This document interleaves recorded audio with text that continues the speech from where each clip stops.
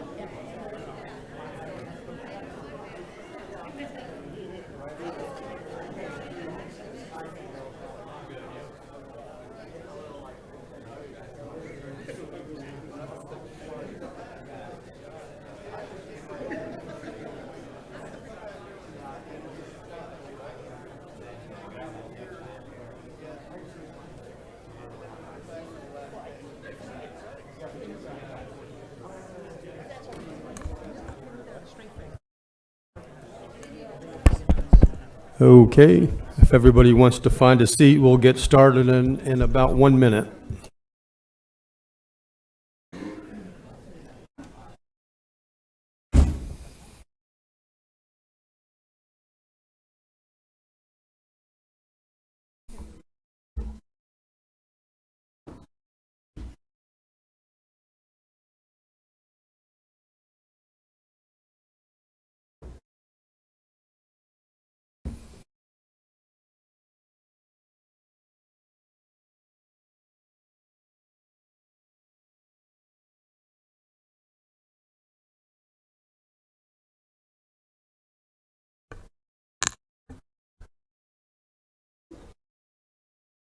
Okay, it's 6 o'clock, so we will call the meeting back to order. This is a continuation of this morning's meeting.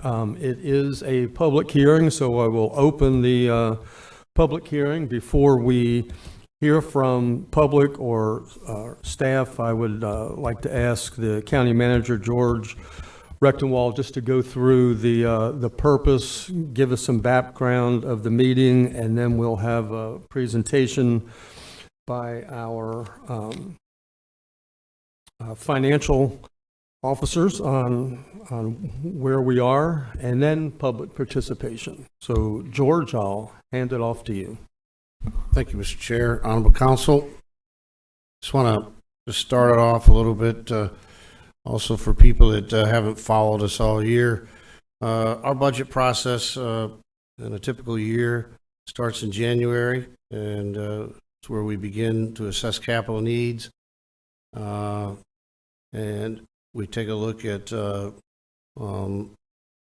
any kind of challenges we may have throughout each of the various divisions and department heads. So this process then goes through May as we put together and submit the first cut of the budget.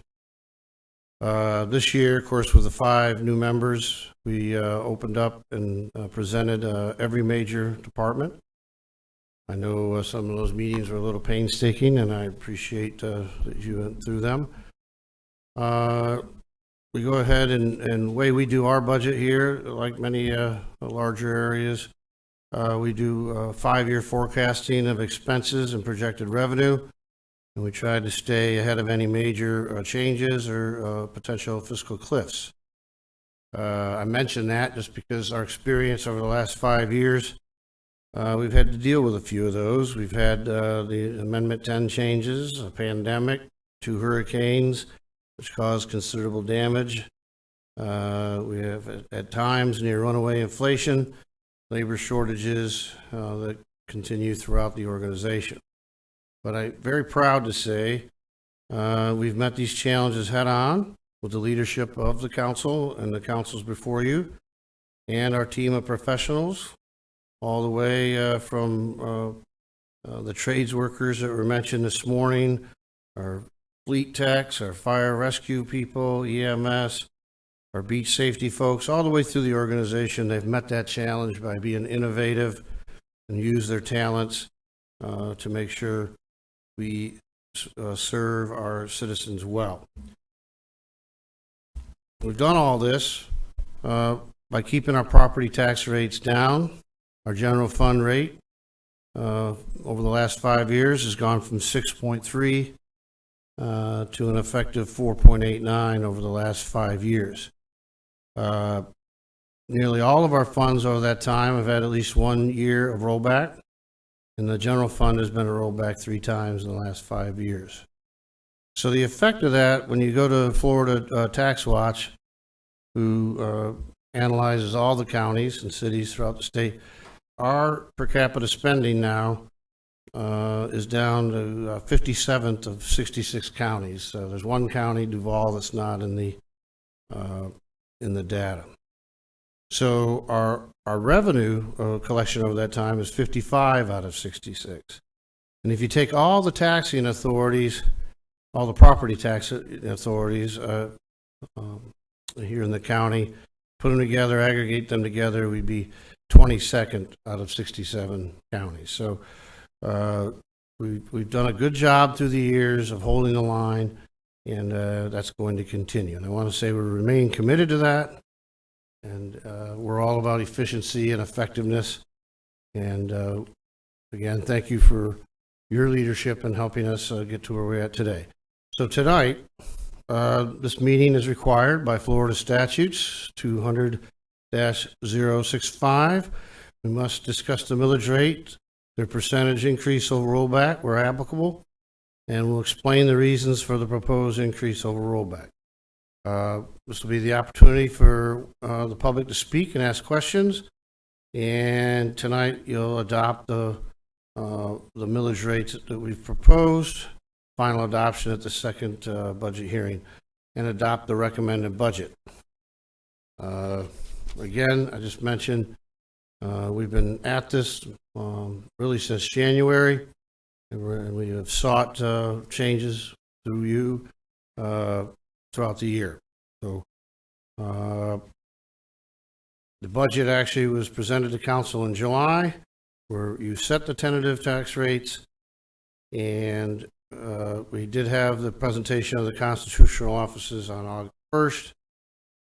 And I just remind everyone, you've been very engaged in the process to the point where we had a special meeting here in August, just recently, where you eliminated the communications service tax, which will result in a little over $3 million in revenue reduction in the MSD. So with that, I'm going to go ahead and turn it over to Aaron, who is our Director of Budget and the Deputy Director of the entire financial department. So Go ahead. All right, good evening, Council. Aaron Van Cleek, Deputy Finance Director. George already touched on the purpose, the change in the budget from the communication service tax being eliminated. You see in Schedule A that was attached to the agenda item. And so it is a $3,036,929 reduction to our overall budget, and the MSD reserves were adjusted for that change. So this gives you a millage rate comparison from the 22-23 adopted rate by fund, gives you the 23-24 rollback rate by fund, and the 23-24 tentative rate that was set in July by council, and then the percent change from rollback. Of course, you see on there that the general fund looks like it is going 23.16% below rollback. We'll explain that on the future slide, but you have to add, for this year, you have to add general fund and the public safety fund together to get to the total rate that we had last year. If you add the 3.3958 and the 1.4541, you get to 4.8499, which was our adopted rate in the general fund last year.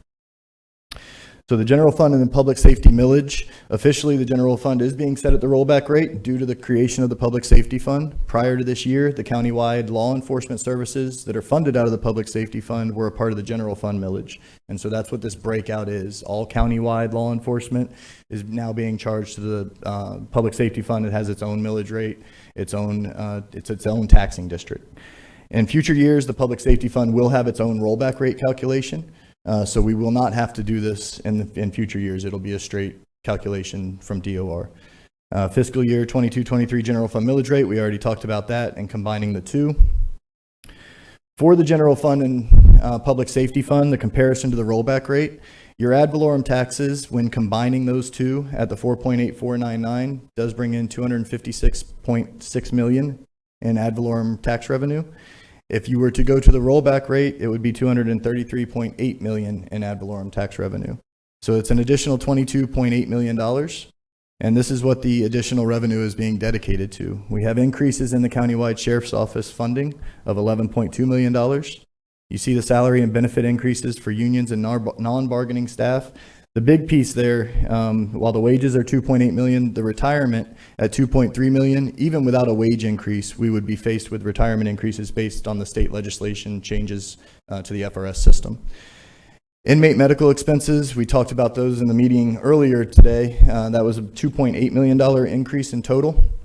And of course, your CRA payments based on the tax rates are increasing $1.3 million based on the values in those areas and the tax rates that we have tentatively set. We have an increase to the supervisor of elections budget of $1.2 million. Property appraiser ad valorem commissions, $1 million, and increase in property insurance cost of nearly $1 million. And then tax collector ad valorem commissions at $828,000 and utility cost at $620,000. If you add all those numbers up, you get to like $26 million, greater than the $22 million that's being added with the rollback revenue. Volusia Forever and Echo comparison to rollback rate. So each of those, they're the same taxing district, so they have the same values, same millage rate, so they have the same rollback rate. It's an additional $962,894 for each of those funds. In both programs, that we are recommended at the maximum millage rate approved by the voters of Volusia County, and the additional revenue for the ECHO program will allow for more grant opportunities, while the additional revenue in the Volusia Forever program will provide more funding for land purchases and continued land management. Mosquito control, you see here, the difference between the recommended tentative rate that's been set and the rollback rate is an additional $589,000 in ad valorem tax revenue. The additional revenue in this fund is to provide funding for the mosquito control facility. It's part of a multi-year funding plan to replace the antiquated facility out there. In fire rescue, the comparison between rollback and the tentative rate that's been set is an additional $4.1 million in ad valorem tax revenue. The additional revenue is needed to fund the union contract that has already been agreed to. And then the remainder of the additional revenue is dedicated to the capital needs, mainly Station 15 that is estimated at over $15 million for FY24. This gives you a look at the recommended budget for each of the taxing funds that we're talking about here today, and then the ad valorem revenue within those taxing funds. So you can see the budgets are greater than the ad valorem revenue because we are bringing balances forward. In the general fund, we have other revenue sources, state revenue sharing, sales tax, things like that in there. Every other municipal service district, you have utility tax, a few other revenue sources, but mainly the other funds are strictly ad valorem taxes with the exception of investment income. This gives you a look at your countywide operating revenues by category. So you see your ad valorem taxes up there at 30% of the total operating revenues. CRA pass-throughs right there on the right-hand corner at 11.2 million. That's essentially ad valorem tax revenue. It's just passing through us and going out to the CRAs. And then you see the appropriated fund balance at 38.9%. So the appropriated fund balance, that's basically what's filling your reserves. So that is the carry forward of money from prior years into future years.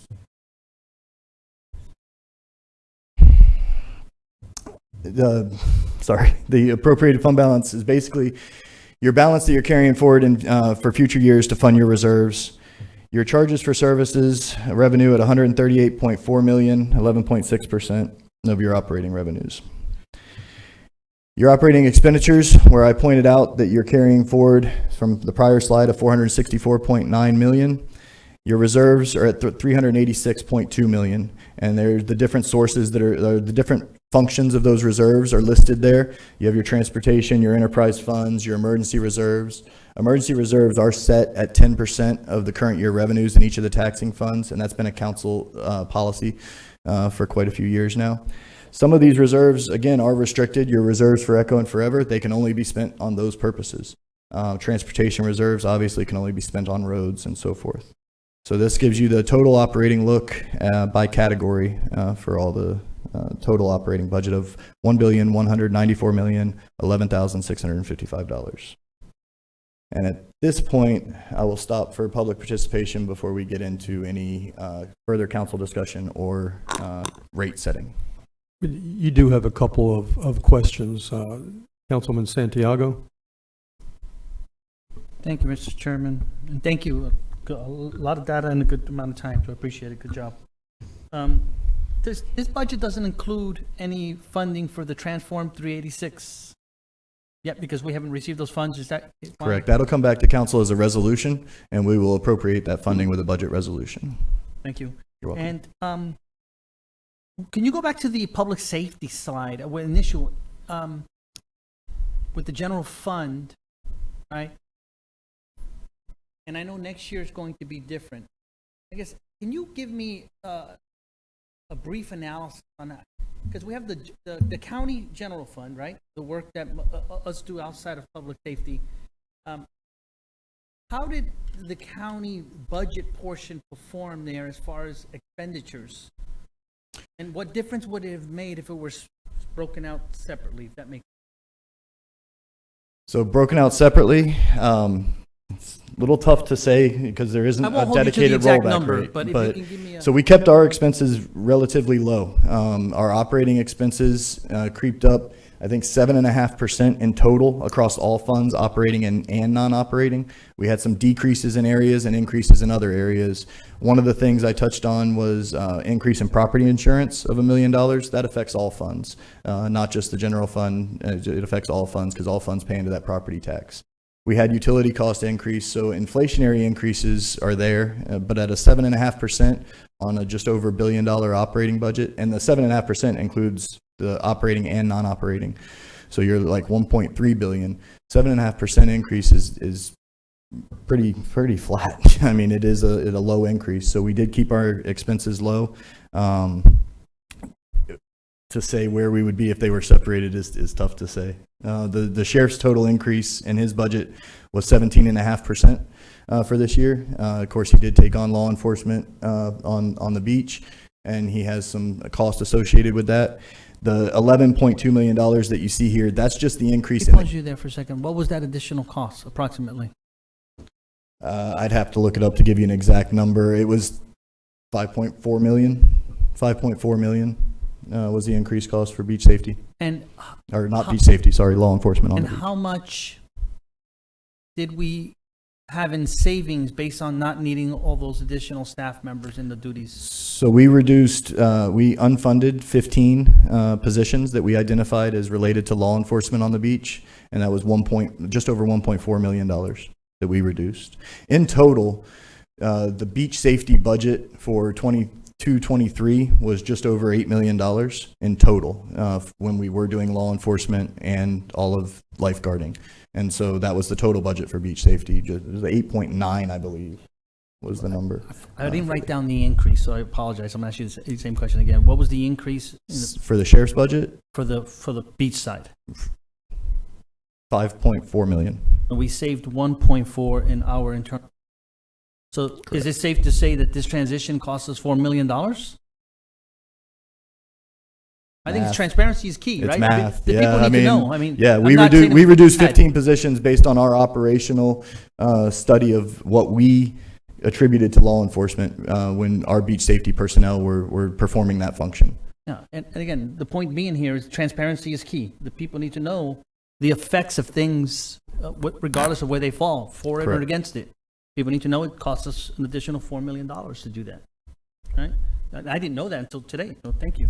You're welcome. And I have another question. Can you go to the tax collector slide? Oh, there it is right there. Yeah, the Help me ad understand what the $828,000 in ad valorem commissions, I would think is that a plus or a cost? It's a cost. So it's a cost to us. The tax collector and the property appraiser are both commission-based offices. So on the property appraiser side, we pay a commission. We pay a percent based on the ad valorem taxes that we levy in the prior year, based on their total budget request. So we pay for the school board and the municipalities in both instances.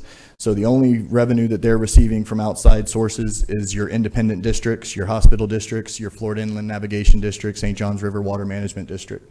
That's the same holds true for the tax collector. Now, the tax collector gets other revenue from vehicle registration renewals, concealed weapons permits. Well, I guess those aren't needed anymore, but driver's license offices, things like that.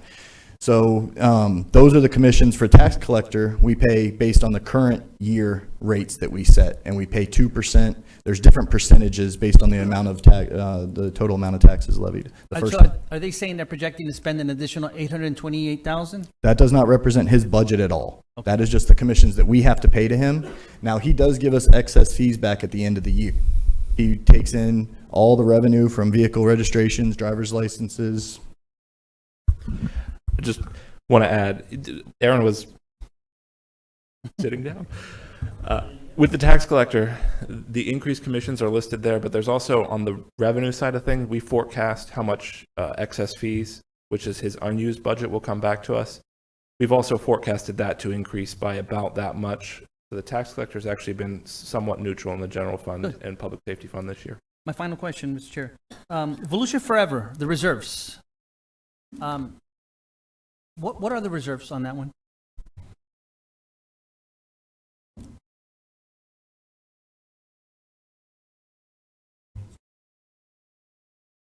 Your total reserves are listed here between the two funds of 45 Seen million. that, yeah, it was in both combined, but I wanted to know I specifically. think it's about half and half. Is it at 100%? As a percentage of their expenditures, it's significantly higher. All right, can I get that number? He's pulling it up.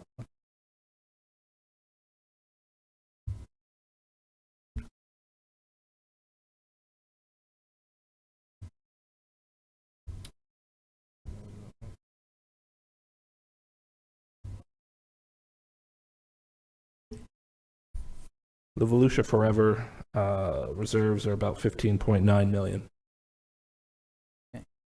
Now, while that's 15.9 million, it does not take into account any of the land purchases that we have on the A list and B list of properties, because we don't know what those purchase costs are going to be yet, so we do not have them budgeted. We have it aside in reserves. Council makes those decisions when we go to purchase that land, and then on that agenda item, we would let council know that the transfer would come from reserves for the purchase of the land property. Gotcha. Mr. Chairman, I'm sorry I lied. I got one more question for Brad over there, if I may. If we were to go to rollback on Volusia Forever, would that impede your program on Volusia Forever? I think so. Property's only getting more expensive. We're seeing the trends. So we take, as I've told you before, we take a disciplined approach with Forever and try to align partners. The first two iterations of the program, about 35% of all of the money that we used to purchase came from partners. So if we did a forecast, if we bought everything that was on the A list right now, it would be over $50 million. So we're trying to align partners and use that money in a thoughtful and disciplined way. Thank you. Thank you, Mr. Chair. Jake Johansson? Thank you, Chairman. In addition, that was the Volusia Forever Acquisition Fund. There's also the Volusia Forever Land Management Fund. That's a $13 million reserve.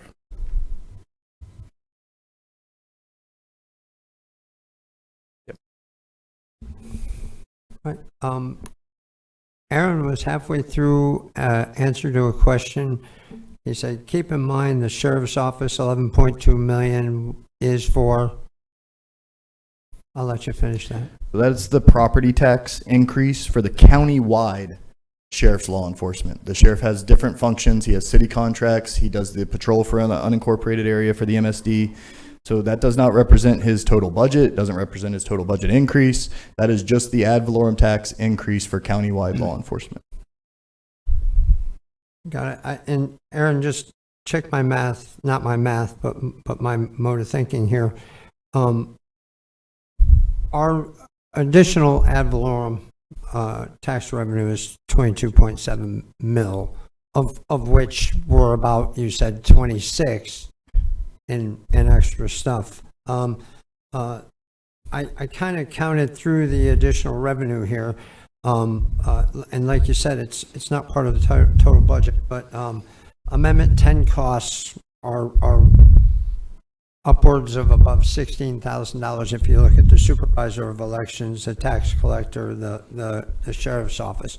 But that isn't representative of how much extra they cost because we get money back from them and whatnot. Is that correct? We do budget money to be returned to us. It's not statutorily required for us to budget excess fees to come back to us, Right. with the exception of the tax collector. I don't know that that's statutorily required, but you have to because that's the money that's coming back. In the supervisor of elections example, that's her budget request. That's her increase. It's a primary election year. Right. We budget for money to come back because we know that things will happen, vacancies will happen, operational savings from just trying to be efficient. So we try to reduce the tax rate by budgeting that money. I think it's 600,000. I'd have to look. 700,000 to come back to us at the end of the year from her budget. Perfect. And I had another question. If you look on the same slide, number 7, slide number 7, the second bullet on additional revenue, it says salary and benefit increase for unions and non-bargaining staff, 6.5 million. And then if you go to slide, this isn't try to stump the dummy, I'm trying to understand. Slide 10, we're talking about additional revenue needed to fund the union contract. Is that yet another union? Yes. Separate from this? So fire rescue, most of fire lives in the fire fund. There's a small In the fire piece fund. that lives in the general fund for hazmat Yep. and countywide, but the majority of them live in the fire fund. Perfect. Thank you. You're welcome.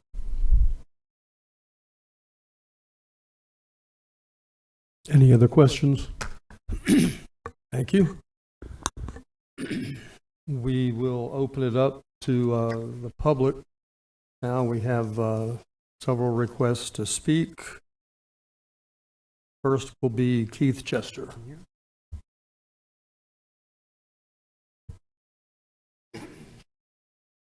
Good evening. As I drive around Volusia County, I see that we have a great deal of needs, unmet needs, core responsibilities of government that are not being met. I see grass very high in right-of-ways, that's so high that if that was my front yard, I would get a code enforcement violation. I see littered waterways, roadways. I see traffic jams. We have a need for more parks. We have a variety of needs that aren't being met. Everything is not all rosy in Volusia County. As mostly Republicans run for office, they talk about when they're asked how they're going to slash government and slash and keep taxes low, they say we're going to cut waste, fraud, and abuse. How many times have we heard that? We're going to cut waste, fraud, and abuse from Republicans. How many of y'all are Republicans? So the fact is we have, I don't know if we have fraud. I don't want to go that far, but we certainly have a hell of a lot of waste and abuse. And that's just surfaced recently with this housing repair program. I've given y'all a packet, and I've given in that packet's got a few pictures, 2 homes involved. There's a home in Lake Helen that you have a picture of there that I don't want to give the address because I don't want to get that personal, but the home is estimated value of $145,000, and county staff asked y'all to approve its repairs, and y'all approved $294,000 in the first round of funding. Thank goodness Mr. Dempsey found the second round and y'all put a stop to it. If you look at the photos of that house, a lot of that house is obviously in disrepair because of the owner. If you look at it inside, it's deplorable. I come from a poor family. My grandparents before me, they were poor, lived in shacks. My grandmother used to have a saying, they might be poor, but they're clean. And their floors were bleached white. They didn't have air conditioning. This program is abuse. And y'all approved 4 so far to be repaired. Thank goodness y'all caught the next ones. Something's got to be done. We also have coming up the Transform 386.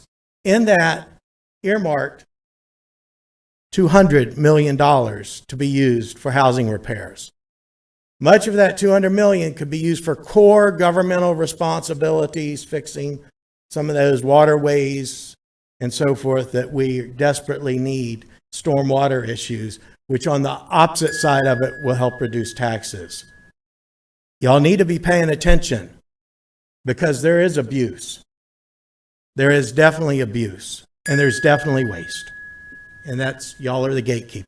Thank you. John Nicholson.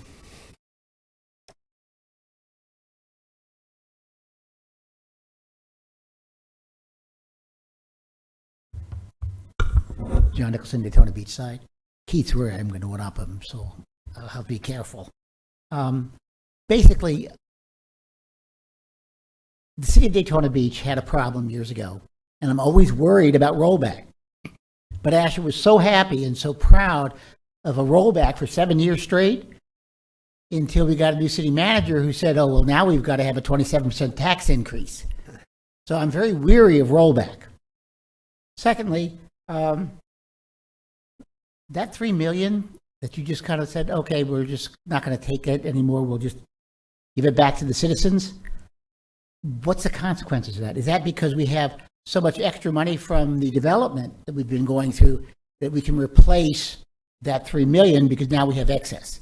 Are you looking at the excess to do things that we need to do, or using that excess as a way of lowering the tax base? There are two different things. I grew up with the phrase, penny wise, pound foolish. We had a commissioner who looked at our budget and said, oh, I can save $6,000 here. And what she did was she wanted the council to renegotiate a contract that we had with somebody, which was fine, except that we lost the football program. It was a state championship in the city of Daytona Beach. And by doing that, we lost hundreds of thousands of dollars in room rates, restaurants, the whole 9 yards. So we ended up gaining 6,000 and losing almost $1 million. So I understand, and I really appreciate you're looking into every penny. When you look into it, we find things like Keith, sorry about that, Keith, the housing. Remember that one house, $156,000, and we're going to give them $155,000 to do repairs? That doesn't make sense. The one that he commented about didn't make sense either. So we're going to find those, and I'm very appreciative that you guys are looking at that. But again, be very cautious that we don't, again, do what I consider penny wise, pound foolish. Look for unintended consequences. Fresh eyes are always good. So I commend you for all you're doing, and I'm glad you guys got the hard work, and I can just sit back and listen. Have a good night. Mark Bell.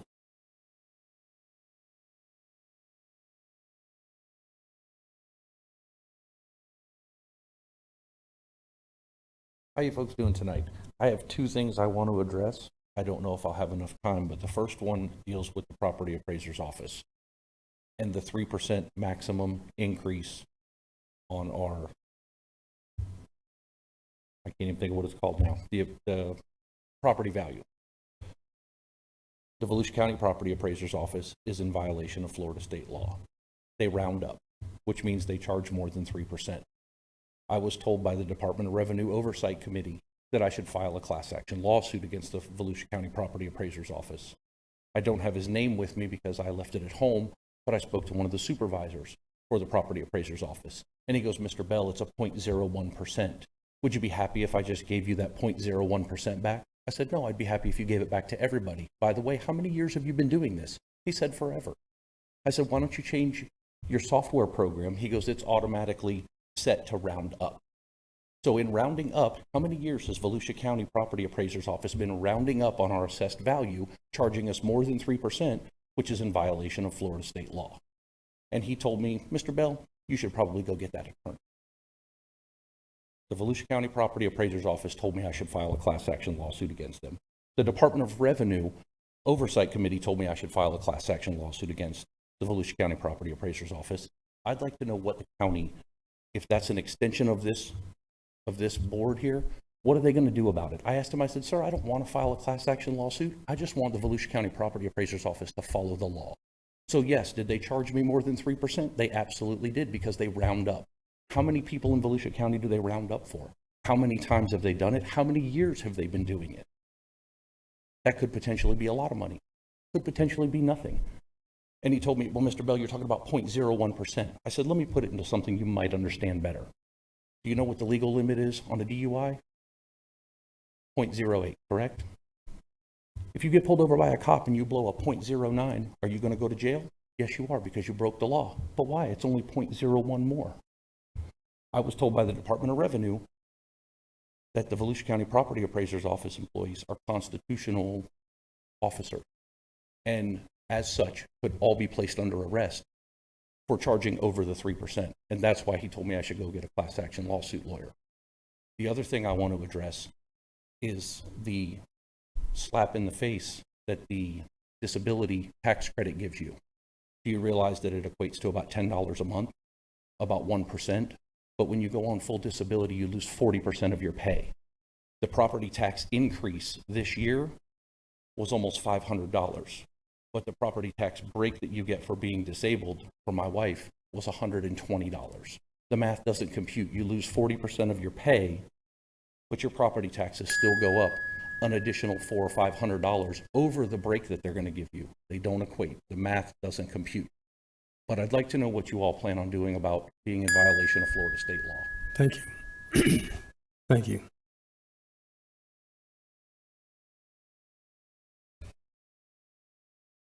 Okay, that concludes the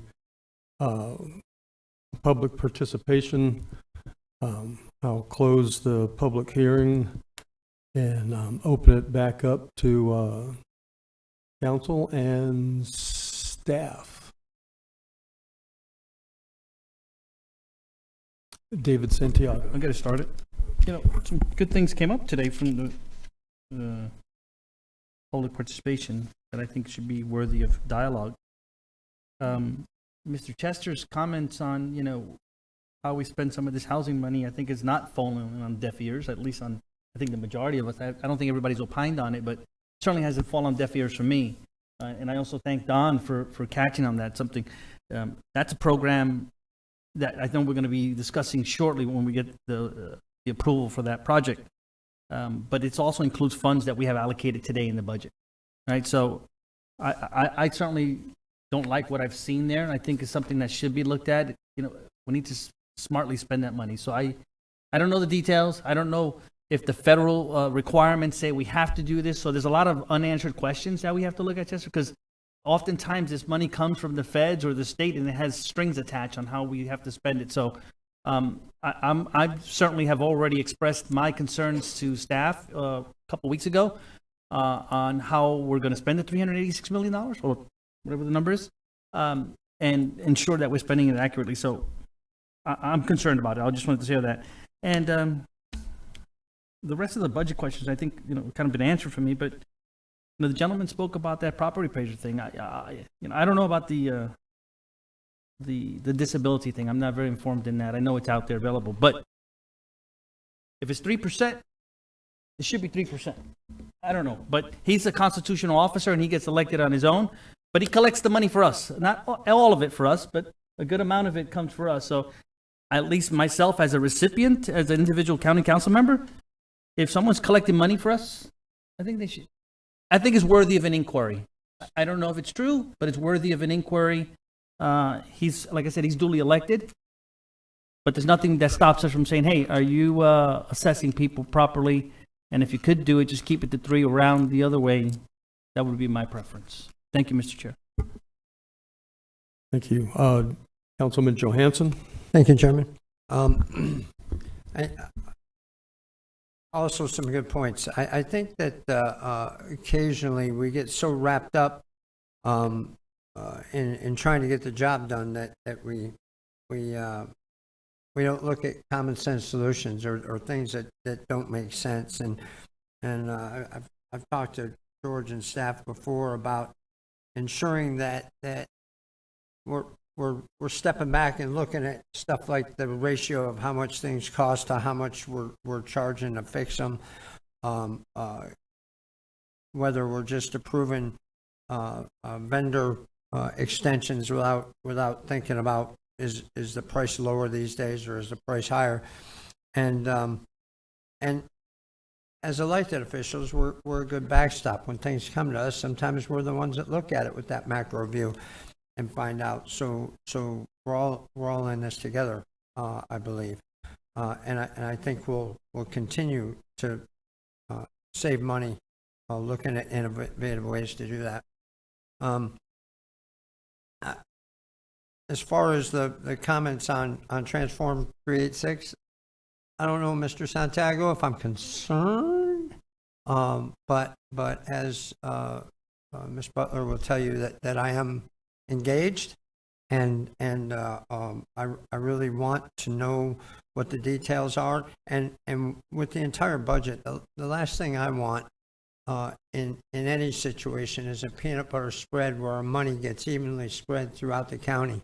I think we need to concentrate on where it's needed and where it's wanted and what needs to be done and what doesn't need to be done. I think the budget by and large is matched to our needs where it's required, and I think Ms. Butler in Transform 386 is working hard, not just going through the motions, but actually working hard to try to do the right thing here, keeping in mind that the county and the system for Transform 386 is just part of it, right? We need community input, we need community compliance, and we need elected input, and we need elected communication to get the word out on where the money's going and why it's going there, without bringing up things such as sales tax. If you miscommunicate or don't communicate right, things kind of go south on you, as we saw a couple of years ago. So I think this is an opportunity for staff and us to do Transform 386 right. It's a boatload of money, and we need to spend it effectively, as is the budget, as we're looking at it right now. And the last thing I want to say about the budget, having done 1 or 5 of these, is that this is a plan. This is a blueprint for how we're going to build. And like most plans, the architect comes back to augment the drawings a couple times during the year. We're going to get money we didn't expect. We're going to expend money we didn't expect.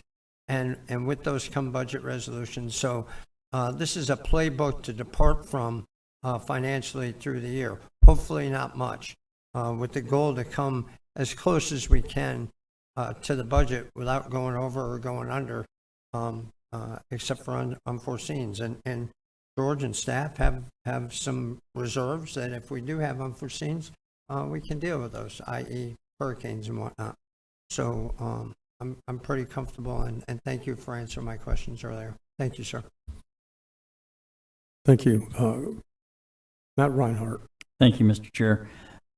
To kind of piggyback on that, because in this process so far, I've heard 386 come up a few times. And it's not a pocket of money that we can just go through and fill in the blank somewhere. We found that out with the $5 million for the sandbags. They were very descriptive. The federal government or state of Florida is very stringent about where that money had to be spent. The next $327 million for beach restoration, very descriptive about where that money had to be spent. I got news for you. 386 is very descriptive about where the money can be spent. So there was talk about purchasing of houses. And okay. And the problem being is to go into some of these communities, and I can tell you that Mrs. Butler has been extremely active in that. I've attended a few meetings with her in the Midtown area, areas that really need help. But it's countywide. You know, the money has to be dispersed countywide, but also where it needs to be played or put most at, like Mr. Johansson just said. For somebody to have their house and just say, well, buy my house. That doesn't necessarily solve the problem with infrastructure. That's one house and a lot that's about yay big, and that doesn't really benefit the infrastructure for the entire community. If you had a pocket of houses, like an entire neighborhood or a street, that might do some good. But you also have to have, what's the key? Willing sellers. They have to be wanting to. They have to be willing to sell. So there's a lot of variables that come into play. So it's not, I understand. I didn't want to really go on a tangent about 386, but I certainly agree with you 100%. You know, infrastructure is key. You know, we found that out in those areas. But remember, some of those areas, where they were built, why they were built, and when they were built. And I'm referring to the Midtown area. John, you can attest to that as well. You know, you've got history over there. So they need some help. And I hate to just be picking on that or emphasizing just on Midtown, because there's areas in New Smyrna, in the historic district. I worked over there. There's areas in Deltona, areas in Ormond. They're all over the place. So, and DeLand, I didn't want to leave you out there, Don, sorry. So, but they're all over the place. So I don't want it to be just about that, but we will be. And I appreciate the fact that you pointed those things out. You're right. Don, I give him all the credit in the world for finding that one out, you know, and looking at that. So we have to dive deeper into that. So, but I'll leave it alone. Thank you very much. I'm done with my tangent. Troy Kent. Thank you, Chairman. A question for our finance team. So, can one of you come forward? So, looking at the general fund rollback rate of 23.24, the tentative rate, and then adding the public safety fund, because we didn't have that, you know, the year before, it's not quite even, right? It's not quite a wash. It adds together to be flat to the 4.8499. If you add the two rates together, That's what I have, 4.8499. But in the general fund, do we have 22.23? Because I didn't see that up there. 4.8, okay. Because it does, perfect. Because I had 4.8499. And I'm glad you went to that slide. And now you're still here, so that's great. So council, I look at all of the other funds where there's an increase, and it's right about 10% for each of them. And the question I have is, are we okay with that 10% increase across the board with each of those funds? This is an area where, you know, and I'm not picking on mosquito control. I had an incredible tour out there, and I know that they want a new building. Who doesn't want a new building? But one of the things I said was, you know, they said, when we have a storm, you know, we got to take our helicopters and fly them out of here to keep them safe. And if we had a new building, we could keep them right here. And I said, well, why not just build like a shed big enough to, you could just push the helicopters into it. It would be a fraction of the cost and keep what you have. Thinking like that, where we could save real dollars, millions of dollars. So, you know, I think we need to have a discussion today about the funds that are going up where it's not a wash. They're 10% across the board, basically. I don't know that I'm completely comfortable with that increase. So I'm one for that I'd love to talk about as we're here today. Thank you. Thank you. I'll be the first to answer that. No, I'm not comfortable with that. I think we need to look at it a little harder. We don't have much time. We have, less than 2 weeks till the next meeting, the next budget meeting. But I want to back up for a second. Everybody's talked about the Transform 386, and we will be taking that up at another meeting. But what you just heard from Councilman Reinhardt is exactly right. I've looked through the thing with Donna Butler. Donna is the right person, George, I think, to put on that. She's really good with numbers, but everything has a string attached to it. It tells us how we have to spend the money. There's a little bit of leeway, and we can work on that. What I'm not comfortable with that I've seen so far, and I'll just bring it up now so that Donna can be prepared, and I think she already is because we had this discussion. But the set aside that we have set for salaries and for administration, I believe is high. I believe it's like $40 million, which is a lot of money, of things that we could do with stormwater and repairing houses or whatever. So that is a concern, but that'll be a whole nother discussion. George, I'm sure you just heard what happened. Can you arrange a discussion with Will Roberts about what was said about? It'd be Larry Bartlett. I'm sorry, Bartlett. I certainly will. Okay, we need to get an answer on that. I am disappointed with I'm looking at you. I'm not disappointed in you, Ryan. I'm disappointed with the way that the lifeguard, sheriff department, everybody was hopeful that we would save some money there, that there would be some efficiencies in the sheriff's department taking over law enforcement. I'm hopeful that maybe we'll see those as we go down the road, as he's been able to fill open positions with the former lifeguards. But that's a big chunk to bite off to rebuild the lifeguard corps.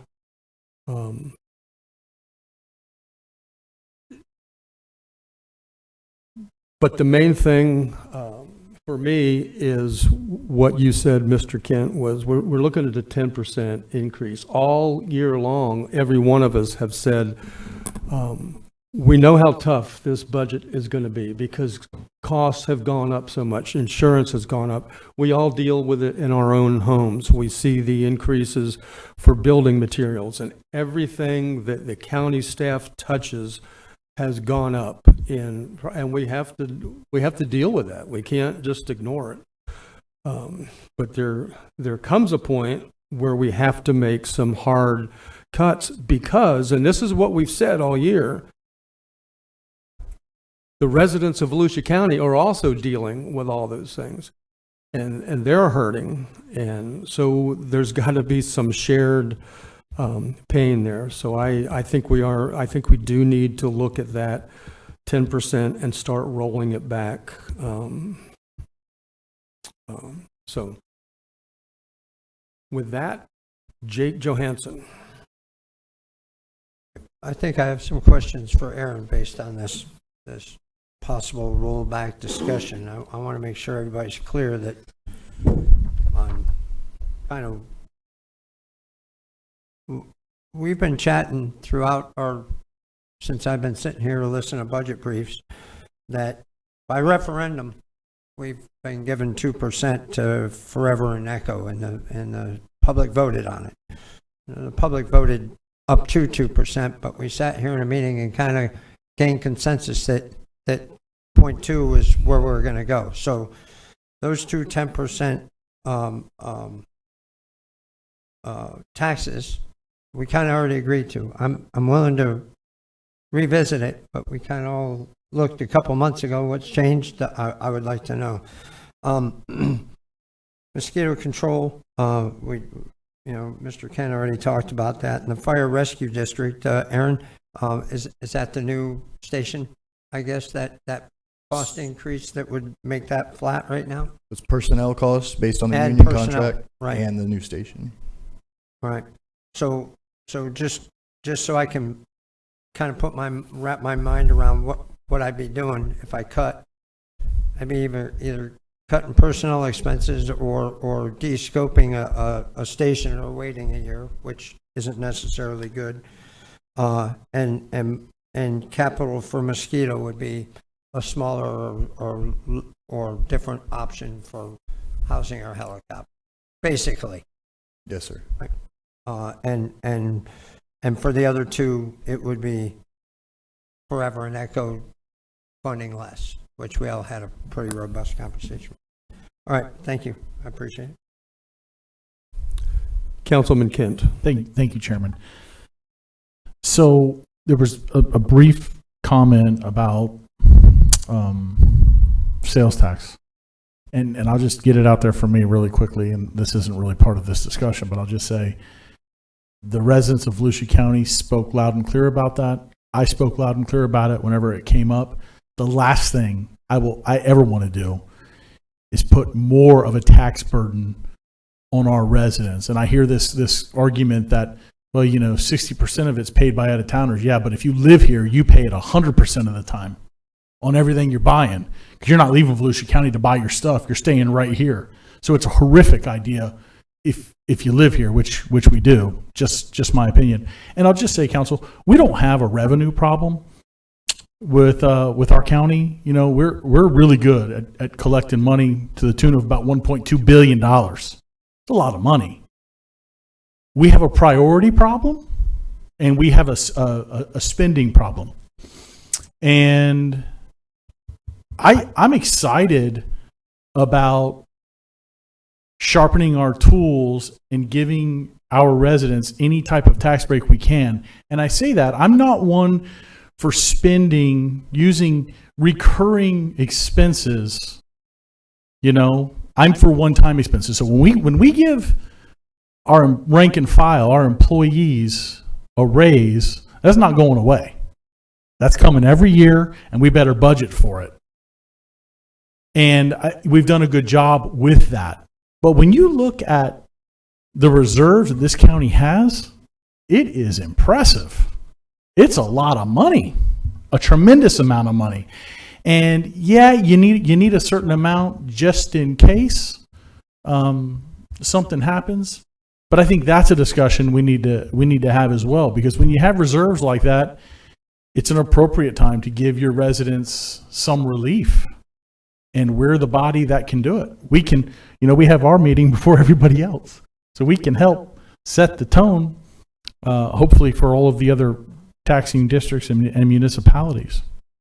So, are we going to get there? Are we going to be able to make some changes? I hope so. I'm not sure. I'll see how the rest of the discussion goes here tonight. But I'm one that I'm all for reducing where we can. And if it's a one-time expense, I'm also okay dipping into reserves to pay for those one-time expenses. Thank you. Vice Chair Robbins. Thank you, Chair. Inflation in the last few years, actually this last year, has been anywhere between 9%, give or take. Our number one, and going back to a couple things that were said, we do have about a 10% increase, which I believe is accurate, but the inflationary cost, and there was a slide with everything that had increased. Are we able to bring that slide back up by chance? Anybody? Up there? Okay. If you looked at everything in the budget, our number one expense is going to be public safety. And I think we've made it clear that our priority is public safety.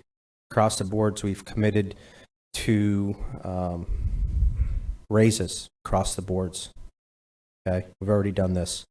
Whether it's the sheriff's office, 17 point some odd percent increase, whether it's the raises for law enforcement, raises for fire, raises for corrections, raises for our lifeguards. We talk about livable wages with our own employees. You know, I'd like to hear some service cuts if that's the direction. You know, we turned down the arts and cultural. We turned down some other taxes as well, but also too, there's been quite a bit of savings throughout the year. Do I think we can possibly sharpen this pencil 1 or 2%? I would think, I would hope so.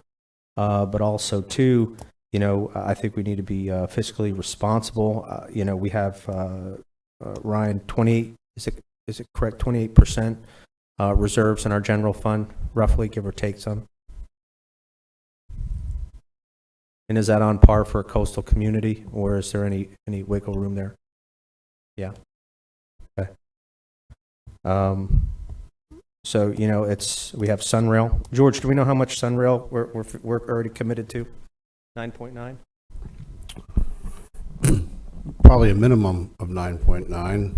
Of course, our fear with Sunrail is that's the estimated number, assuming no service changes. If we were to go to weekends and nights, which I know a lot of people want, then that number would go up significantly. So, I'm sorry. Go ahead. I'd actually add to that. When we were parsing the list of the additional revenue dedicated to ad valorem tax revenue, there's other revenues that increase as well. Sales tax, state revenue sharing. There are expense increases that are not on this list. You see Sunrail is not on this list. Sunrail is in your budget this year at $3 million, which is new. So that's an example of an expense that's not on this list of additional expenses. The rebalancing of Votran off of federal grants from COVID is also another expenditure line item. It increased by about $2 million, getting us back to the pre-COVID percentages. During COVID, we got FTA, Federal Transit Administration grants that were 100% grants to fund Votran or parts of Votran. We're now back to the typical ratio. So we've had to increase the amount that we transfer to Votran. That's another expenditure that's not on this list. We had tagged those with other revenue increases, not property tax revenue increases. So we could have put those on this list as well. It was 26 million already. We didn't want to keep adding to the list of expenditure increases that we had. Thanks, Ryan. Look, I'm going to ask this question to council. What one-time expenses or services, since public safety is not going to be, I don't want to speak for anybody, but I can almost bet that it's not going to be something we're going to want to cut. What one-time expenses or service cuts can we cut right now to get through the mumbo jumbo and let's get down to brass tacks? That's what it comes down to. And speaking freely, that's what it comes down to every year. And it's something we need to ask ourselves. If we're not ready to do that, we're wasting our time. We can go ahead and set the millage rate and marinate this for 2 weeks, but we better come back with something, or we're just sitting here dancing and romancing and not making a decision. Councilman Santiago. Thank you, Mr. Chairman. Councilman Robbins, I kind of on par with you on, you know, your line of questioning and stuff. I think the way Mr. Reckenwall opened up was a good foundation for me. You always like to compare yourself to other similar entities, right? Just to kind of sort of see if you're in line, right? That's just a baseline for me. Are we an outlier? And we're probably an outlier in being more fiscally responsible than the overwhelming majority of the counties in the state of Florida. So that's a good basis for me in general for the public to see that we run generally efficiently. We tax our people less than most others. That being said, I also believe that there's, I'll use some waste in there, right? And, waste is very subjective, depending who you're asking, who's benefiting from it. But it's our job to work through that. So I acknowledge that there's certainly possible opportunities there. The one that you shared, Troy, about the hangar, okay? maybe we can look at that hangar and reassess that and only spend 5 million versus 10, 15 million, whatever the number is. So I'd be open to hearing those things, as like Councilmember Robbins said, before the next meeting. Look at the budget, sit with the county manager, and come forward with some proposals for us to look at. But generally speaking, the cost of doing business has gone up for everybody. And you said that, Mr. Chairman. So it's just a fact of life that we're in the position we're in. I think somebody mentioned Forever. Oh, Jake, you mentioned Forever and Echo. We did say the 2% at that time, but here we are to discuss that, right? I think there's a lot of reserves there that we can give people relief today. I know Brad did say that if we bought everything on the list, the money would go, but what is the reality of that's going to happen in the next 12 months after we adopt this budget, that they buy everything on the list? Probably not. So I would entertain and even suggest that we go to rollback on Forever. Echo, I differ on that one. We have some plans in place that are going to come before us very soon. Not only some special exception grants that a few cities are going to be asking us for, and some of the projects that we're looking for with this possible sports complex, I'll just say, or entertainment venue, whatever we're going to call it. So Echo, I think we're going to spend real shortly, because we've put the message out that we want to spend these monies, and they have big reserves still too. I agree. Robbins wants to say something. That's okay, Mr. Chair. David, do we know how much real dollars we would save with Forever? Do we have a rough figure? Is it like 20 to 60 per household? Is there a formula? Roughly. I'll calculate the per household average, but your total would be $962,894 is the difference between rollback and the 0.2 mils. It's almost $1 million. Yeah, and I think I'll kind of wrap with this. I don't want to set a target. I don't think anybody suggested that, but I just want to put it out there. I don't want to set a target that I want to work towards rollback. I want to work towards, if we find inefficiencies or waste, as was described, let's trim that. Whatever number it lands on that number. But let's not say, staff, work towards rollback. I think that's improper. Let's find where we want to cut, and where we agree to it, that's the number we're going to adopt. But I'm okay with those. I have no problem with those. Oh, if somebody wants to throw a motion, or we deal with that in 2 weeks. Mr. Reckenwall? If we wanted in the 2 weeks, and when we finally adopt this, let's say we wanted to do the Forever rollback, could we do it at that time, or we have to do it today? You could do it at the next meeting. So obviously values differ based on the home. Tell me a number and I can give you what that number would be, but on $150,000 of taxable value. The current millage for Forever, 0.2 mils, equates to $30 in ad valorem taxes. The 0.1818 would be $27.27, so a difference of $2.73. Councilman Kent. Thank you. Quick question for Aaron or Ryan. So the general fund, can we get an exact amount of money and percentage that we have in the general? 30.9%. 30.9%. And did this council ever say how much, what percentage we want to have? I'm only asking because, like, you listen to the League of Cities, and sometimes they'll say, you're a coastal community, you need 50% reserves.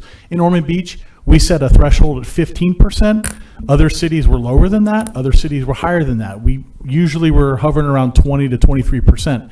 So we're at 30%. Has this council told you all a percentage number that we want to be at?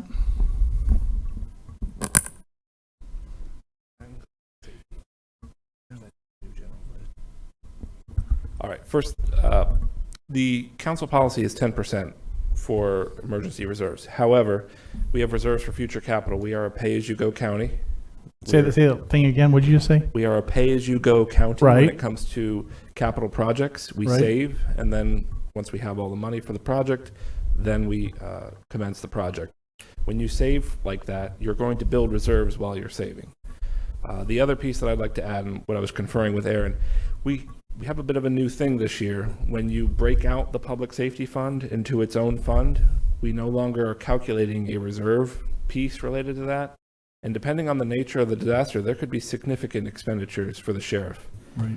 So the reserves would need to be adjusted if you added the public safety right. as far as the percentage goes. And you're doing your job. Your job is, you don't want this county to be in a position where, you know, oh my gosh, we don't have enough money for an emergency. And my job is to say, hey, what percentage do we as a council want to say is the appropriate number? Now, I didn't make the decision. I never said 10%. I don't remember agreeing to that vote. You got to clarify. But apparently, it was 10%. The council in the past has said, we're going to be at 10%. Well, guess what? We're not at 10%. We're at 30%. And next year, is it going to be 32%? Is it going to be 37%? I don't know. But what I do know is when we have a 30% reserve and we're not looking at giving our residents some tax relief, that bugs me.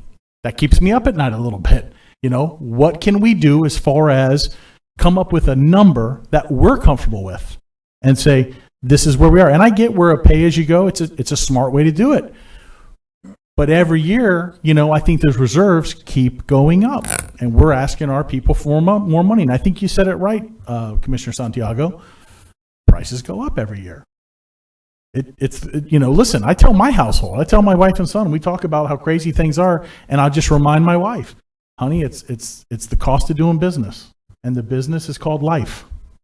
And that's what this is. You know, no one wants to pay for a new air conditioning unit in the house, but it's the cost of doing business. This is why we save money every month for things like that.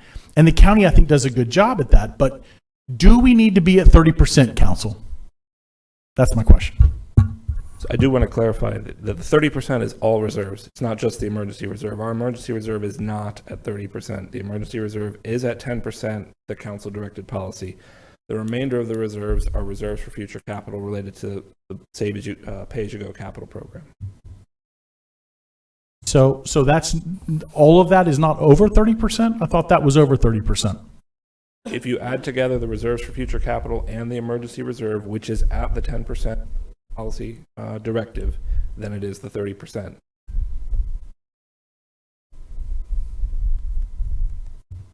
Okay.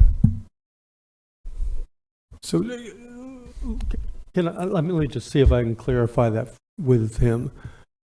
10% emergency reserves, everything else is savings for a future project. Everything else is budgeted as reserve for future capital, yes. Thank you. Don Dempsey. Aaron, I don't know if I could see this. You said that the public safety budget is going to go up 11 million. That's just the ad valorem piece.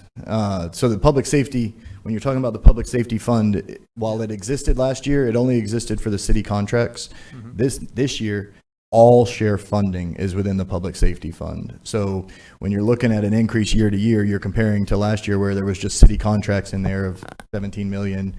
And then you're comparing to his full funding of this year, because he used to be a piece of the general fund and a piece of the MSD and a piece of the E911 fund. We're collapsing all of that into one fund with the exception of E911 because there's statutory regulations that require us to keep that separate. But in your diagram here, you seem to show that as being the highest increase in expenditures. So that is the highest increase when you're combining the general fund and the public safety fund, and you're looking at what increases we had when you combine those two together. The ad valorem for countywide sheriff funding, that's the increase just for the ad valorem piece of sheriff funding. Was in countywide. On line 370. Oh, I'm sorry. I know. I'm sorry. On line 370 of the capital project funds, it says here sheriff's helicopter replacement, 5.4 million. Was that part of that 11 million, or is that on top? It is not part of that 11 million. What that is we were setting aside money in prior years to the tune of the $5.4 million. That funding, since he already purchased the helicopter in current year, and we did a budget resolution in the middle of the year for that, or not that long ago, we are sending that $5.4 million to the public safety fund to help fund his total budget in FY24. Okay, so this is not for a second helicopter. This is for the first one that we voted on a few months ago. He does have plans for, I believe, 2 more helicopter replacements, but he will include those in his budget request. Next year. It's not part of this I one. can't say what he will or won't do. I believe he will. It won't be this year. For this budget. No. And just to clarify on the reserve percentage, if you do, to Ryan's point, add the public safety fund with the general fund, it's 20.1%. Thank you. Vice Chair Robbins. Thank you, Chair. I have 2 requests before I make a motion. prior to next meeting, can this council get two things? List of capital projects that we can all look at. If someone doesn't agree with what's on there that we're saving for this pay-as-you-go, there can be a recommendation to cut those capital projects because it may not be a priority of this body anymore to go in that direction. Also, to a detailed list of any services, whether it be parks, libraries, road maintenance, roadside maintenance, like Mr. Chester had advised, public works, or throttle back on CRA, any of that stuff in terms of services that we pay out. I want to give these guys some real hard things to look at, because what's happening is we're hearing we want cuts, but I'm not hearing it, not hearing any. And I just want to be able to drill down and get a definite on this before next meeting. But I'd like to make a motion to adopt this the way it is for now. And I'm sorry. How do you I'm sorry, you can't. How do you need the motion to reflect this? I have to read the rates into record, and then you have to adopt the general fund rate separately, because that's a principal taxing authority. The rest of the rates can be adopted together, but you do have to do the general fund separately. So I have to read the millage rates, right. You adopt those, then the budget followed. Before I have my last concluding remark, George, you needed to. Well, on Mr. Robbins' request, the capital project list, are you looking for capital projects that are funded in the general fund, or are you, because we have capital projects and funds that, like say solid waste, that have nothing to do. General fund. Okay, general fund. Thank you.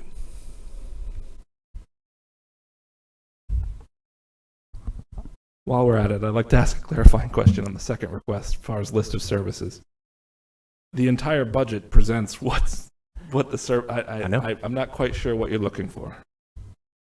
We see this, and every year we see this, and we say, hey, we need a cut, right? And then all of a sudden we hear crickets at the end of the season. Okay, and then we put it back on you when it's our responsibility. The budget is our responsibility to give you direction. Every year, granted, we've been making cuts throughout the year. I got 2 pages of them, but I want to know, can we squeeze out another 1%? We squeeze out another 2%. The gap between the inflation rate, which we've been seeing, and whatever the 10% increase that that was mentioned earlier. I'm trying to drill down on to get an exact to see where we can go. The presentations that we did between January and May, those were all the services. And as we went through those presentations, we were seeking direction each time as far as what you were. So every service was detailed out through those presentations. The budget is divided into departments and cost centers so that you could see how much each department and each cost center is. So you're already at a list there. George? Well, yeah. Ryan's correct, but I mean, again, to clarify, I think your interest right now is in the property tax, like the general fund. So we're not going to, again, you got to collect the garbage. And I know mentioned some road stuff. That's all, again, from gas tax money, not part of the what we're talking about here tonight. So we can go take a look at a couple of these ones that are in the property areas.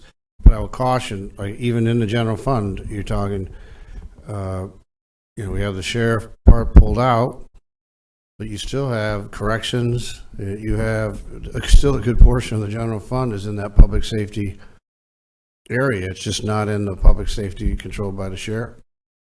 So, again, we could take a look. You might have something there. We'll analyze the building at mosquito control. That is, I think it's more though than the hangar. I mean, I think that was an example.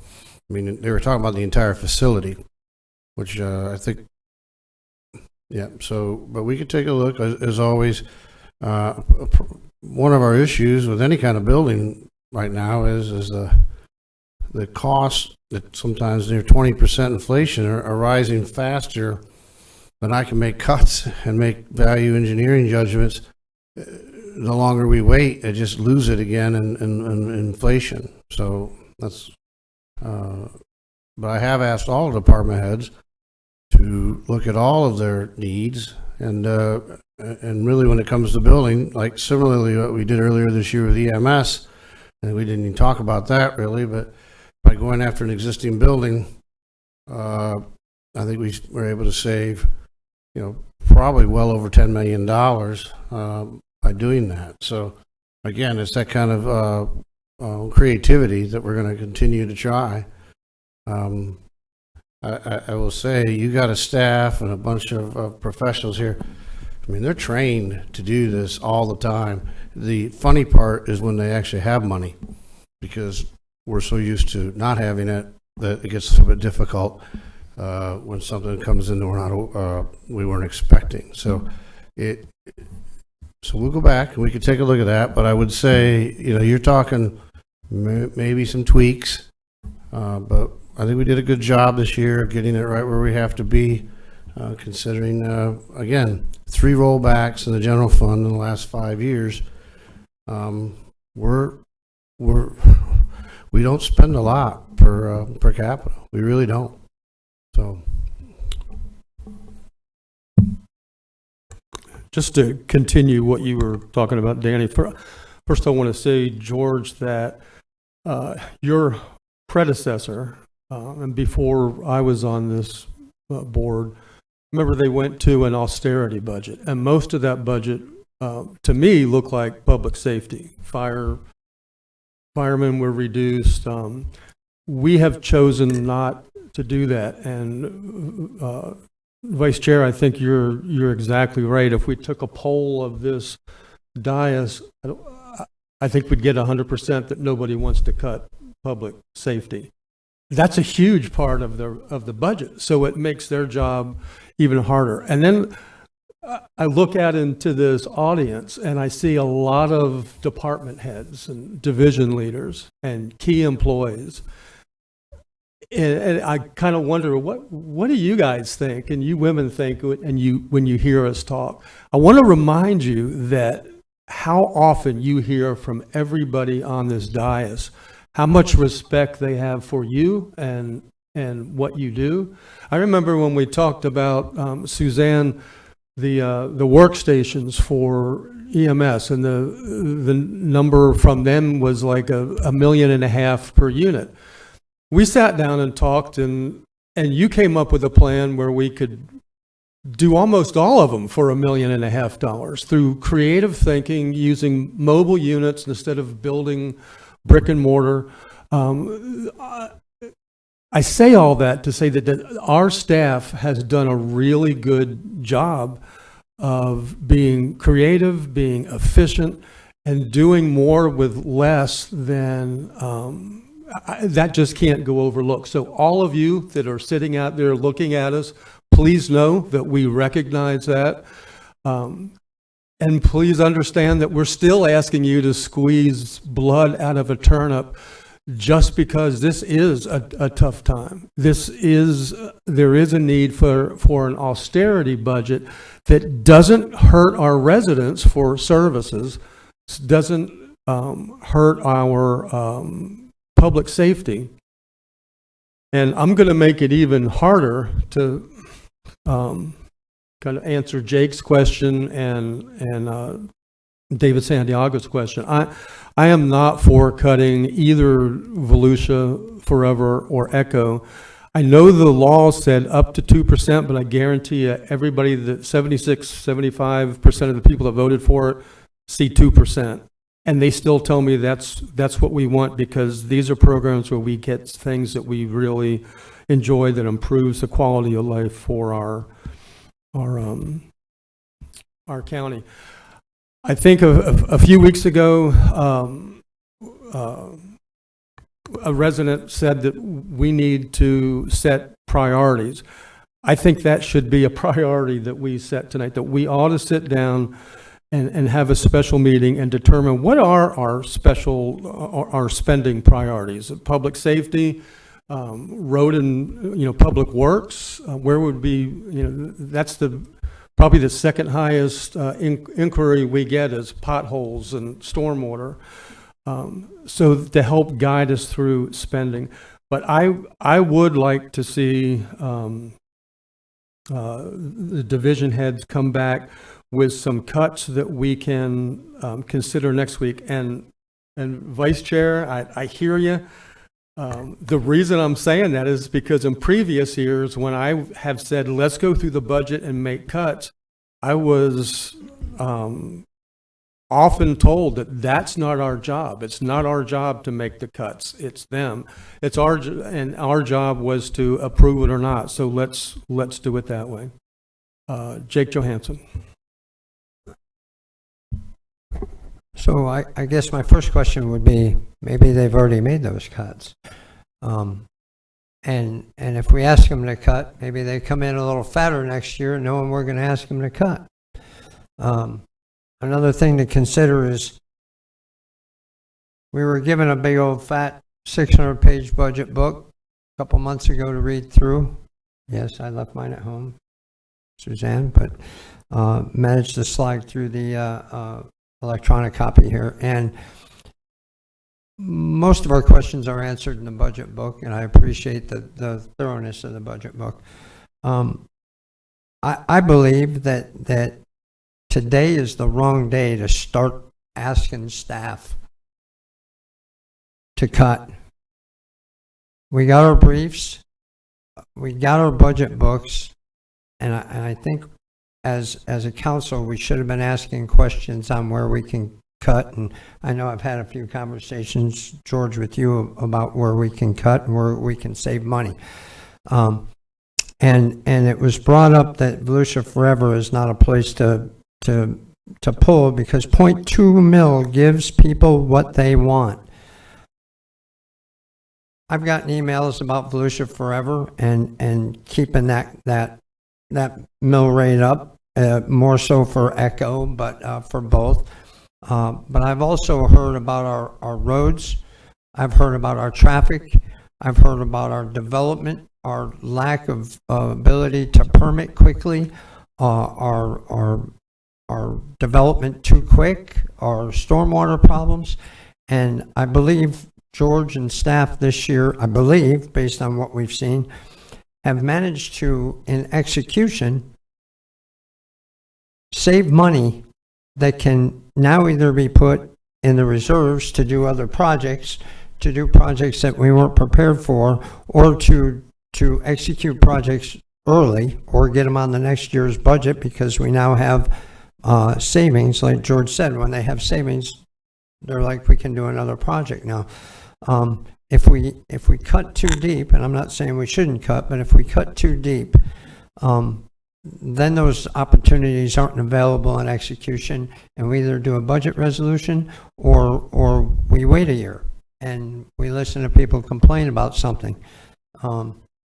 So I'm kind of asking that as we develop our budget for next year, we start engaging our brains if we don't want to keep our budget where it is a little bit earlier, to give staff a little bit more time to react to the lists we ask for and things of that nature inside of 2 weeks. At that point, it's just we want to look good to cut something, to say we cut something. I think that work needs to start earlier. Having said that, I'm not opposed to any option at this point as long as we have options. If you ask staff and you don't comment and you ask them to propose a budget, and they've proposed a budget for the past 4 months, they've asked us what the max rate should be, and they brought forth what we've asked them to bring forth to us, and now we're telling them to cut. I don't think that's fair to staff. I don't think it's fair to the citizens. Let's sharpen our pencils a little bit earlier next year, and if we have something we need to cut, I think we need to help staff in finding where those cuts take place, because they've provided us a budget that they think they can execute. That's all I have. Thank you. Vice Chair Robbins. Thanks, Chair. And just so I'm clear and so the audience knows, I'm trying to lock council in. Trying to get through the, I won't say it, but nonsense and literally get down to the brass tacks. Because Mr. Johansson's absolutely right. But here we are every year. We say this and, hey, we need to do this. Well, the budget is our responsibility. And a lot of people brought stuff up. And George, I know I have a list of things that I've been keeping track of the last year. Do you have a list that you can go over too as well for staff? Anything that removed or reduced from requested budget, please? Yeah, I'd be happy to. In our budget, one of the things I always said, the budget process is interesting because you don't see what you guys see the finished product. So you don't get to see really what didn't make it. And there's a lot of things that don't make it. Now, that's one of the reasons we do a 5-year forecast. So we push, projects, and sometimes they're just pushed out farther. And some of that has occurred as well. But when I say it starts in the spring, after we've had those meetings, and directions are given right off the bat as to where we can go, we start getting budget questions, and they have what they call decision units that are in there, and we go ahead and we go through those. And at first it starts down at the division and department head level. So I have just about $7.2 million in requests that were right away deferred or removed. A lot of changes here in the TCK building, even though it's getting to be an older building, but we had a lot of plumbing and office changes that were denied. Over at the EOC, there was a generator replacement denied. We had over Holzenbach, where our health department's at. There were alarm systems and cameras tune of denied, and these are all, let's say TCK was about $650,000, the generator $400,000, Holzenbach $550,000, New Smyrna Beach Health Department roof $250,000, fire stations expansions at 13 and 34, tune of about $1.5 million. Fire station upgrades, various things within the stations, almost $2 million. Our fleet had requested a lube truck, $140,000 denied. Fleet mobile crane, $150,000. They get into community services. I know they reduced out at Parks and Rec. They reduced some of the costs for field trips, other small projects to the tune of about $300,000 in all the community services area, library, parks, veterans. So, and there was another throughout the organization, another 1.3 million. That didn't even make it to the into the true budget system that gets downloaded. They were knocked out before that. Then you get into, now they're in there, and other things get knocked out as we try to get towards which we had a goal of trying to get keep the rate level or towards rollback in some of the other funds, which I think we achieved. But one of the things you voted on not that long ago, we chose a third-party contractor to take over the parts department at Fleet for a savings of $430,000, so that was removed out of the budget. You have things like economic development. We, for years, have been putting a little bit of money aside in case there was a project that we were going to work on there. We did not do that this time. That was a $934,000 savings. We pushed out the Emergency Operations Center expansion that had been requested. We'll try to go get some other type of funding for that, but that's been pushed out for $3.8 million savings. We already talked about the beach safety positions. There was some other work out at the beach that didn't get done due to the hurricane.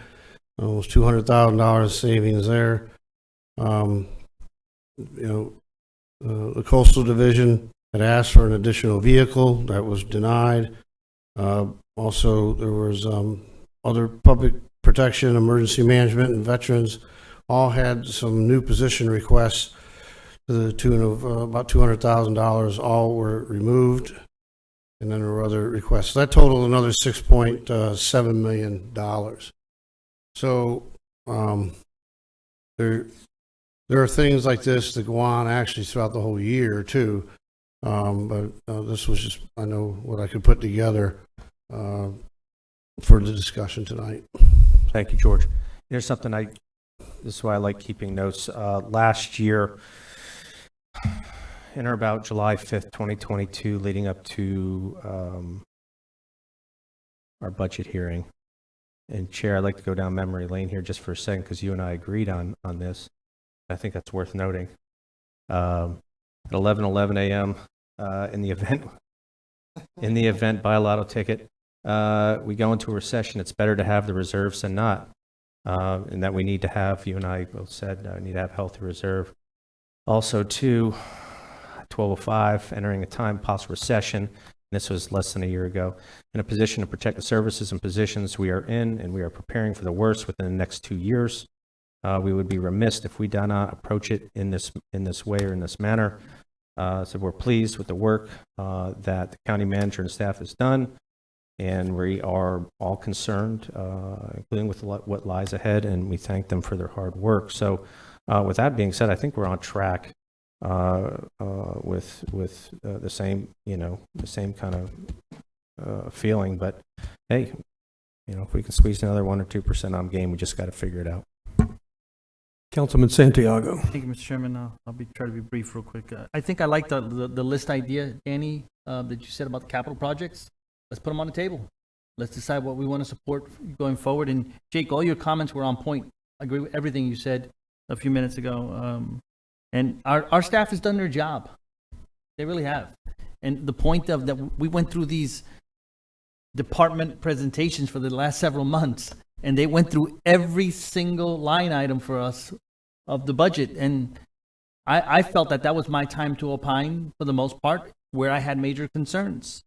And to push back to staff, though, I think George will certainly go back and try to resharpen his pencil and give us some more suggestions. I think he'll do that just by the nature of the conversation today.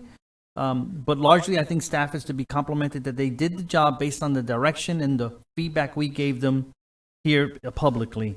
But again, there's opportunities, and I couldn't help myself by saying, we make this. You often hear you don't want to cut public safety and stuff like that. Those type of comments bother me because that's an easy statement to make, but the public safety department is a department just like any other. The department needs to be scrutinized just like any others, like public works, all of that. We want cops and we want lifeguards. I get it, but if I'm going to be a little facetious, but if the lifeguards are buying too many pens and there's thousands of pens sitting in the office, that's waste, and it should be looked at. And we should not. I hate to pick you up, but I love you guys. I want you to know that, but. We should not exclude anyone because of the title of the budget. Everybody's on the table. We should look at it, and then we make the decision where's the give and take. I'm not suggesting taking lifeguards out of their chairs, right? But let's not make. I don't like comments like that because there's probably opportunities in all departments. That being said, I think you all did a great job, right? If we are going to go down that area, we need to start a lot earlier. And Mr. Chair, I make a motion that we go to the question and start hearing the proposed votes because we're going to go in circles here all night. That's a motion. Okay, we have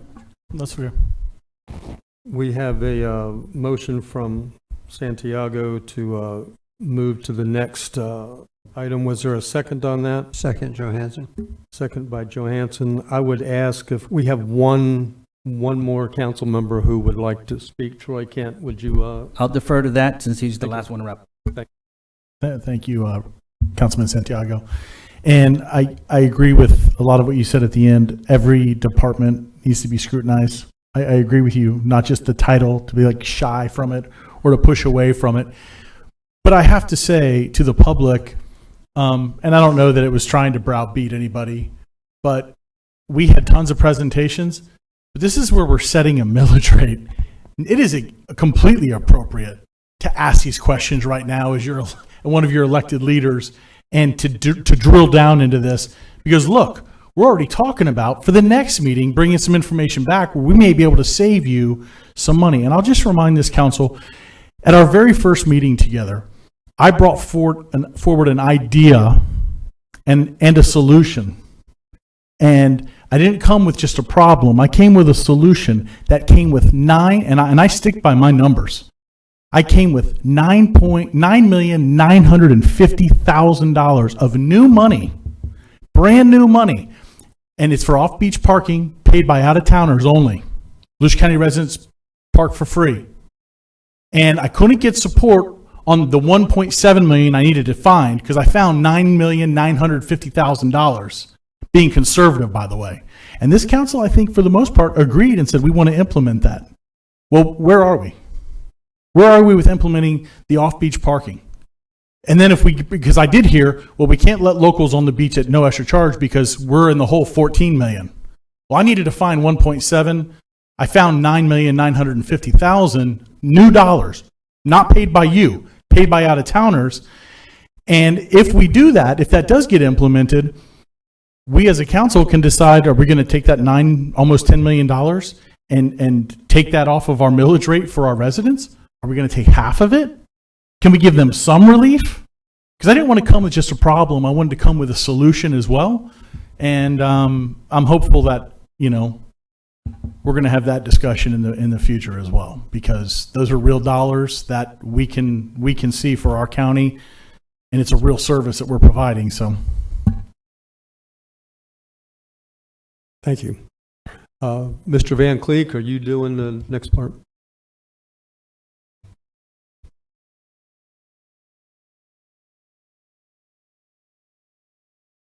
All right. I will start with the general fund. The fiscal year 23-24 operating millage rate for the countywide taxing authority, Volusia County General Fund, is 3.3958 mils, which is lower than the rollback rate of 4.4192 mils by 23.16%. You need a vote on each one. I need a vote on the general fund separately, and then it's up to council how you would like to approach the rest of the funds. I can read the rest of them, and you can vote collectively, or you can do individual. We have a Move to approve. Fair. Before Wait, you do that, can you vote on the previous motion by Mr. Santiago? Yeah, I didn't really think we needed to, because that was going to happen anyway, but. I'll withdraw the motion, Mr. Chair. Okay, thank you. Move to approve the tentative millage rate for the general fund at 3.3958, which is 23.16% below rollback. Second. Okay. The motion was from Councilman Johansson. Were you the second? By Matt Reinhardt. All in favor say aye. Aye. Any opposed? General fund is tentatively set. So now the question is, do everybody else as a group or one by one? Group. Council? Group. Sounds like a group. All right, so you'll have to listen to me read for a second. Read them all off. The fiscal year 23-24 operating millage rate for the countywide taxing authority, Volusia County Public Safety Fund, is 1.4541 mils. The fiscal year 23-24 operating millage rate for the countywide taxing authority, Volusia County Library Fund, is the rollback rate of 0.4209 mils. The fiscal year 23-24 operating millage rate for the countywide taxing authority, Volusia Forever Fund, is 0.2 mils, which is greater than the rollback rate of 0.1818 mils by 10.01%. The fiscal year 23-24 operating millage rate for the countywide taxing authority, Volusia Echo Fund, is 0.2 mils, which is greater than the rollback rate of 0.1818 mils by 10.01%. The fiscal year 23-24 operating millage rate for the taxing authority Mosquito Control Fund is 0.1781 mils, which is greater than the rollback rate of 0.1622 mils by 9.8%. The fiscal year 23-24 operating millage rate for the taxing authority, Ponce Inlet, and Port Authority Fund is the rollback rate of 0.0692 mils. The fiscal year 23-24 operating millage rate for the taxing authority, Municipal Service District Fund is the rollback rate of 1.6956 mils. The fiscal year 23-24 operating millage rate for the taxing authority, Silver Sands Bethune Beach Municipal Service District Fund is the rollback rate of 0.0117 mils. The fiscal year 23-24 operating millage rate for the taxing authority, Fire Rescue District Fund is 3.8412 mils, which is greater than the rollback rate of 3.4649 mils by 10.86%. Is there a motion? Motion to approve as read, Johansson. Second. Motion to approve by Johansson, and second one was by Vice Chair Ryan. Discussion? All in favor, say aye. Aye. Any opposed? That concludes this hearing, but we need a motion to set the next meeting. You have one more thing. I need you to adopt the tentative budget as well. Okay. So the operating budget is $1,194,011,655, and the non-operating budget is presented at $203,773,659. Is there a motion to approve? Motion approved, Johansson. Motion to approve by Johansson, second by Matt Reinhardt. Discussion? All in favor, say aye. Aye. Any opposed? Budget's approved 7-0. Now you can Now we confirm need a this. motion to schedule the next meeting. I need a motion to adopt fiscal year 23-24 Volusia County ad valorem tax rates and budget for Tuesday, September 19th, 2023 at 6 p.m. at this very location. So moved, Johansson. Second. Motion by Johansson, second by Santiago. All in favor, say aye. Aye. And the meeting is set unanimously. And that concludes tonight's meeting.